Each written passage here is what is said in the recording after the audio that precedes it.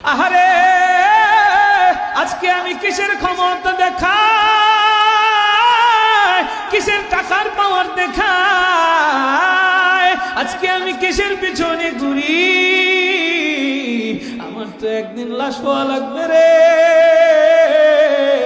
এত বিশাল বিল্ডিং আমি বানাইলাম, মানুষের সম্পদ আত্মসাৎ কইরা টাকা পয়সা কামাইলাম, আরে সুদের ভিতরে টাকা লাগাইলাম, মানুষের কাছ থেকে ঘুষ খাইলাম, মানুষের উপরে জুলুম কইরা কইরা টাকার বিশাল পাহাড় বানাইলাম।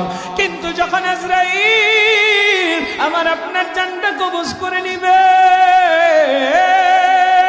সাথে সাথে আমার নামটা দইরা আর কেউ ডাকবে না। আমার এই বিশাল বড় বিল্ডিং থেকে আমাকে টান দিয়া নিচে নামায় ফেলবে, চার পাওয়ালা সেই খাটিয়ার ভিতরে শুয়াইয়া আমার দামি দামি শরীরের ভিতরে জামা কাপড় গুলো খুইলা আমাকে তিন টুকরা কাপড় দিয়ে পেঁচাইয়া আমাকেও তো সেই কবরের ভিতরে ফালাইয়া রাইখা আসবে।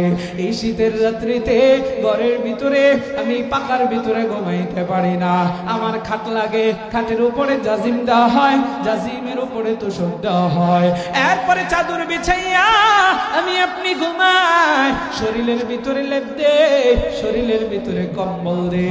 ও আমার আব্বা জান যুবক ভাই, এত কিছু শরীরের ভিতরে দিয়েও যখন শীত মানে না, আরো কিছু আমার শরীরের ভিতরে দে।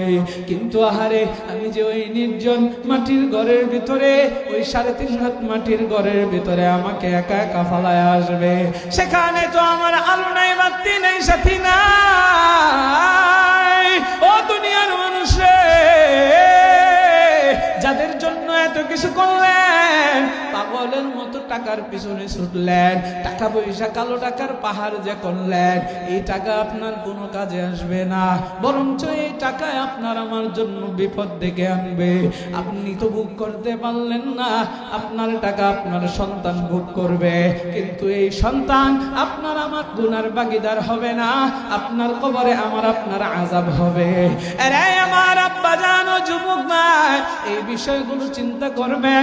নবী আমার বলেন, যদি জানাজার ভিতরে যাও, মৃত্যুর কথা বেশি বেশি স্মরণ করো, তাইলে গুনাহ থেকে বাঁচতে পারবে।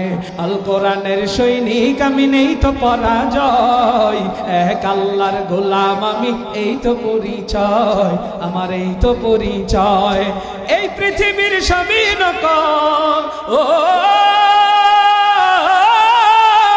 পৃথিবীর সবই নকল, আসল কিছুই নয়, এক আল্লাহর গোলাম আমি, এই তো পরিচয় আমার।